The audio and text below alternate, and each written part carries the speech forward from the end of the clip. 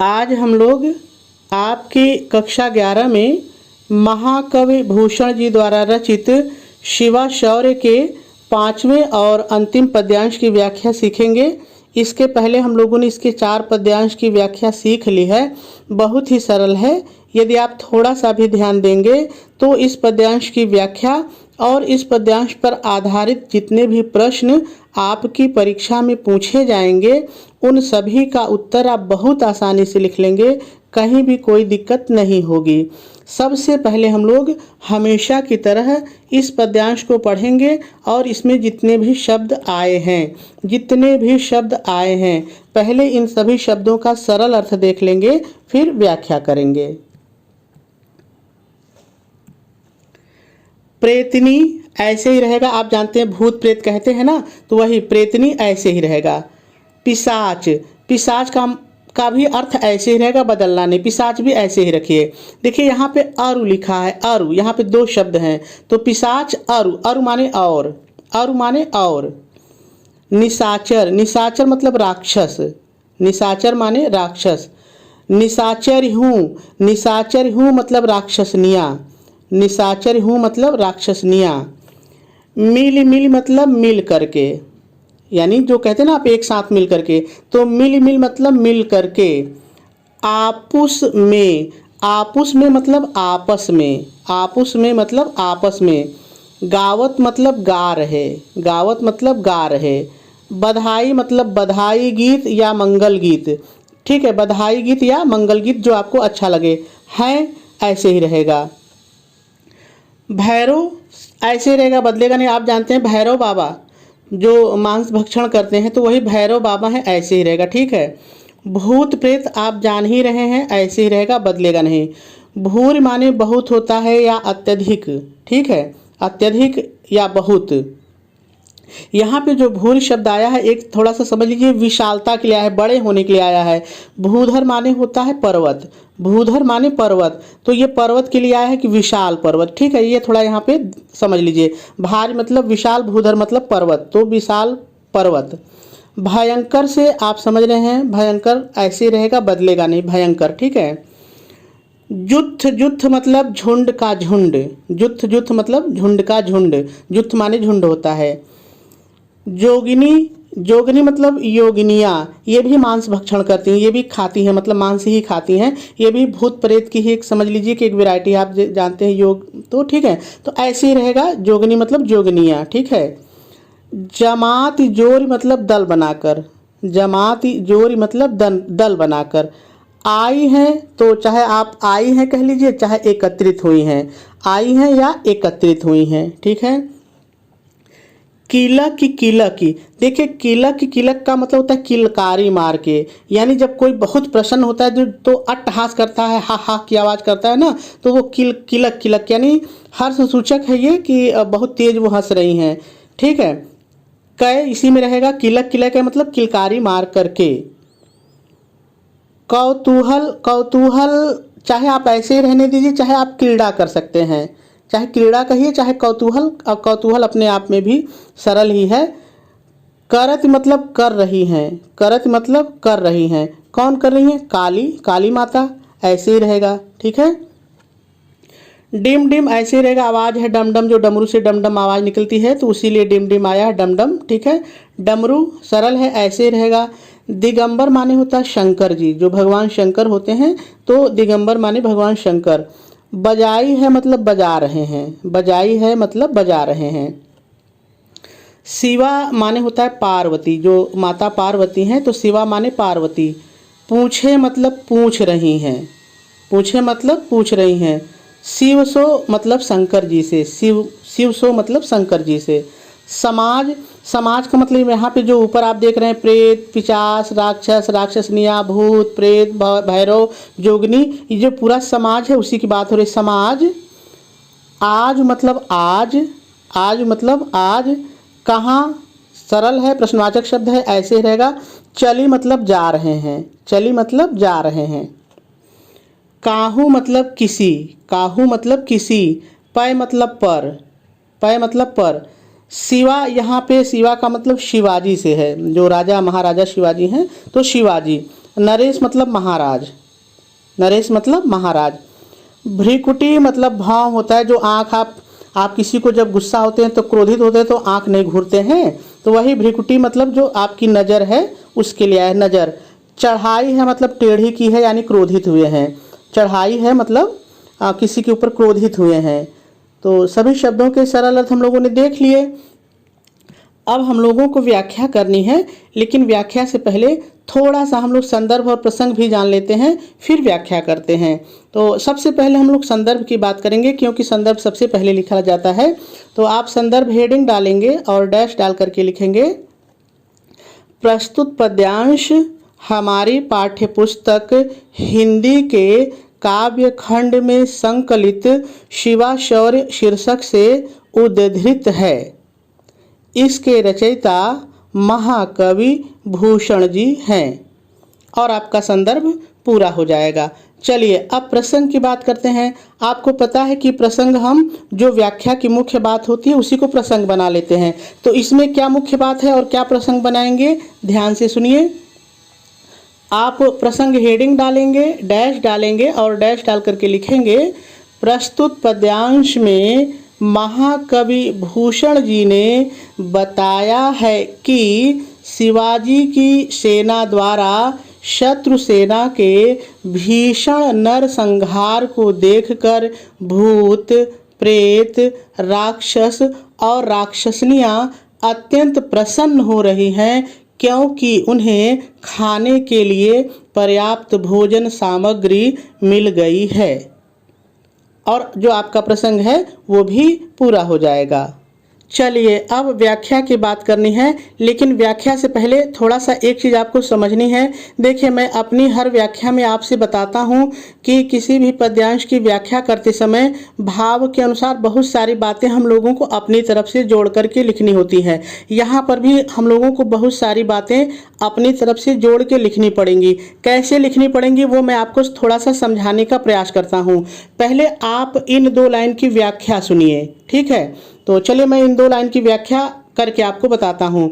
आप व्याख्या हेडिंग डालेंगे, डैश डालेंगे और डैश डाल करके लिखेंगे, प्रस्तुत पद्यांश में महाकवि भूषण जी कहते हैं, प्रेतनी, पिशाच और राक्षस राक्षसनियाँ आपस में मिल करके बधाई गीत गा रहे हैं। देखिए, इस 2 लाइन की व्याख्या तो इतनी ही होगी, लेकिन अब आप यहाँ पर देख रहे होंगे कि ये नहीं पता चल रहा है कि आखिर ये राक्षस खुशी क्यों है, बधाई गीत क्यों गा रहे हैं, इतना खुशी क्यों मना रहे हैं। तो जब तक ये चीज़ व्याख्या में नहीं आएगी, आपकी व्याख्या पूरी नहीं मानी जाएगी। तब अब आपको यहाँ पर अपने से जोड़ के लिखना पड़ेगा। क्या लिखना पड़ेगा, यानी आपको बताना पड़ेगा कि युद्ध क्षेत्र में शिवाजी की सेना ने शत्रु सेना का भीषण नरसंहार कर दिया है, जिसमें मांस के टुकड़े और खून की धारा बह रही है, और इन राक्षसों के लिए खाने के लिए पर्याप्त सामग्री मिल गई है, और उस खाने की सामग्री को देख करके ये खुशी मना रहे हैं। अब इसको लिखना कैसे है, चलिए हम लोग देखते हैं। तो चलिए अब हम लोग व्याख्या को लिख लेते हैं। आप व्याख्या हेडिंग डालेंगे, डैश डालेंगे और डैश डाल करके, जैसा मैंने बताया है, पहले थोड़ा सा आपको अपनी तरफ से जोड़ करके लिखना है। क्या लिखना है, एक बार फिर से ध्यान से सुनिए। प्रस्तुत पद्यांश में महाकवि भूषण जी कहते हैं, शिवाजी की सेना द्वारा भीषण नरसंहार से शत्रु सेना में सब जगह मांस के टुकड़े पड़े हुए हैं और खून की धारा बह रही है, जिसे देखकर, अब आ जाइए पद्यांश पर, जिसे देखकर प्रेतनी, पिशाच और राक्षस राक्षसनियाँ अत्यंत प्रसन्न होकर, इतना आपने जोड़िए, अत्यंत प्रसन्न होकर आपस में मिल करके बधाई गीत गा रहे हैं। फिर थोड़ा सा अपने से जोड़ के लिखना है, क्योंकि आज के लिए उन्हें पर्याप्त भोजन सामग्री मिल गई है। पूर्ण विराम लगाएंगे और आगे लिखेंगे, भैरव और पर्वत के समान विशाल और भयंकर भूत प्रेत तथा योगिनियाँ झुंड के झुंड दल बनाकर एकत्रित हो गई हैं। फिर पूर्ण विराम लगाएंगे और थोड़ा सा पहले फिर अपनी तरफ से जोड़ के लिखेंगे। क्या लिखेंगे, ध्यान से सुनिए। युद्ध में हुए भीषण नरसंहार को देखकर, आ जाइए लाइन पर, देखकर काली हर्ष सूचक, इतना फिर अपने जोड़िए, हर्ष सूचक किलकारियाँ मार करके कौतूहल करते हुए क्रीड़ा कर रही हैं और शंकर जी डम डम की आवाज़ करके अपना डमरू बजा रहे हैं। पूर्ण विराम लगाएंगे और थोड़ा सा फिर अपनी तरफ से जोड़ के लिखेंगे। इस दृश्य को देखकर, इतना अपने जोड़िए, इस दृश्य को देखकर पार्वती जी शंकर जी से पूछती हैं, यह संपूर्ण समाज आज कहाँ चला जा रहा है? क्या, अपने जोड़िए, क्या महाराज शिवाजी ने किसी के ऊपर अपनी भौहों को टेढ़ा कर दिया है? फिर थोड़ा सा अपने से जोड़ के लिखेंगे। अर्थात कहने का आशय है कि क्या आज शिवाजी ने किसी राजा की ओर क्रोधपूर्ण दृष्टि से देखा है जिससे उस राजा की सेना का भयंकर नरसंहार होने की संभावना है? पूर्ण विराम लगा देंगे और आपकी व्याख्या पूरी हो जाएगी।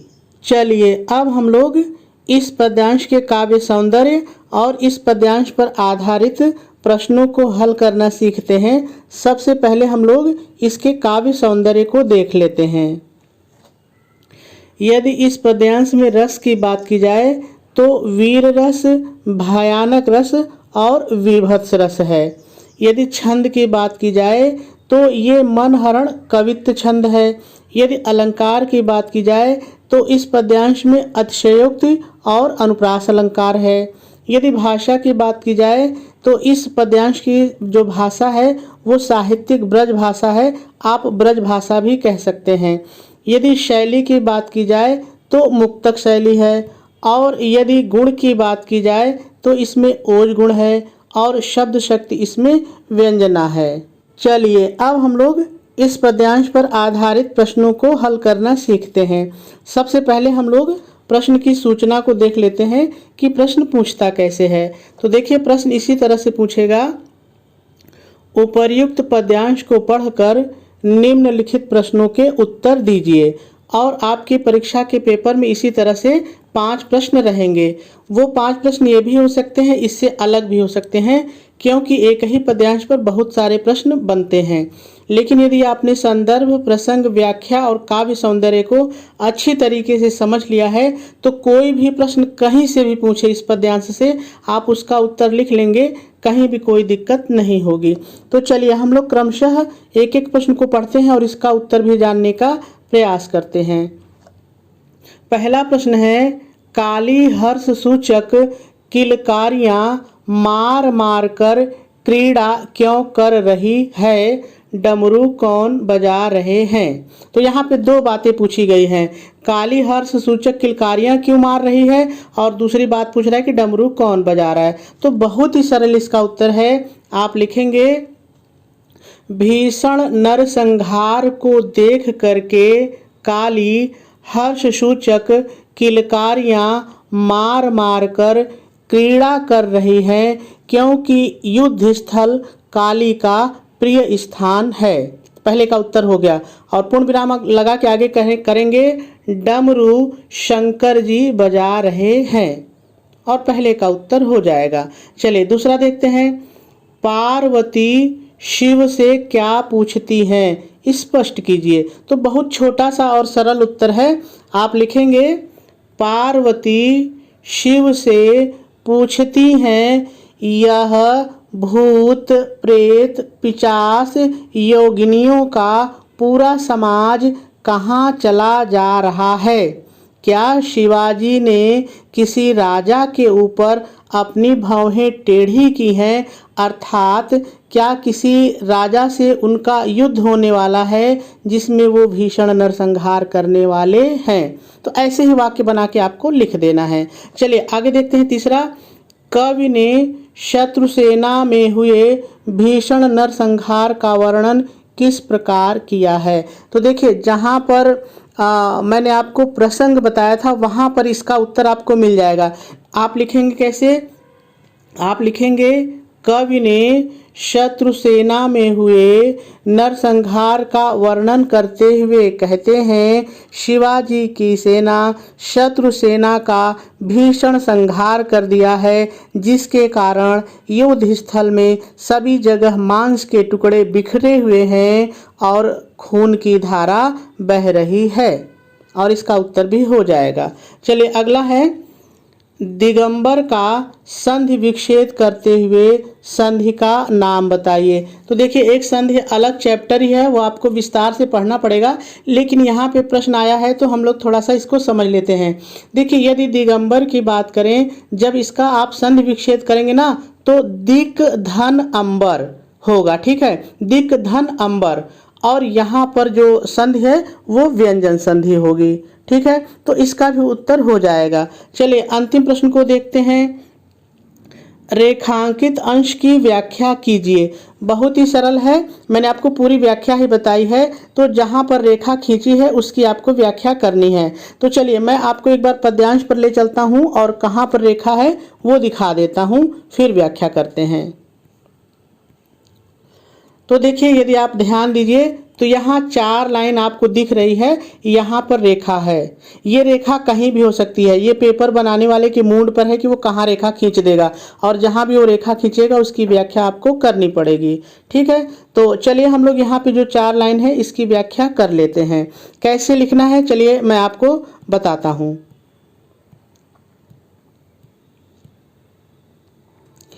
आप हेडिंग डालेंगे, सबसे पहले आप हेडिंग डालेंगे रेखांकित अंश की व्याख्या। ठीक है, उसके बाद डैश डाल करके शुरू में आपको पहले अपनी तरफ से मैंने बताया है जोड़ना होता है, तो आप लिखेंगे प्रस्तुत रेखांकित अंश में।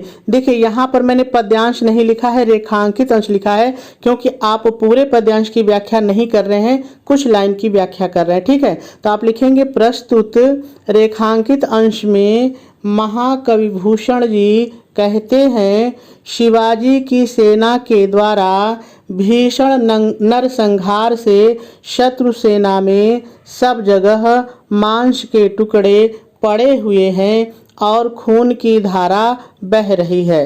इतना हम लोगों ने अपने तरफ से जोड़ा है। ठीक है, अब आगे पंक्ति की व्याख्या है, जिसे देखकर प्रेतनी पिशाच और राक्षस राक्षसनियाँ अत्यंत प्रसन्न होकर आपस में मिलकर बधाई गीत गा रहे हैं कि आज भोजन के लिए पर्याप्त सामग्री मिल गई है। भैरव और पर्वतों के समान विशाल और भयंकर भूत प्रेत तथा योगिनियाँ बड़े बड़े झुंडों में दल बनाकर एकत्रित हो गई हैं, और आपकी रेखांकित अंश की व्याख्या पूरी हो जाएगी।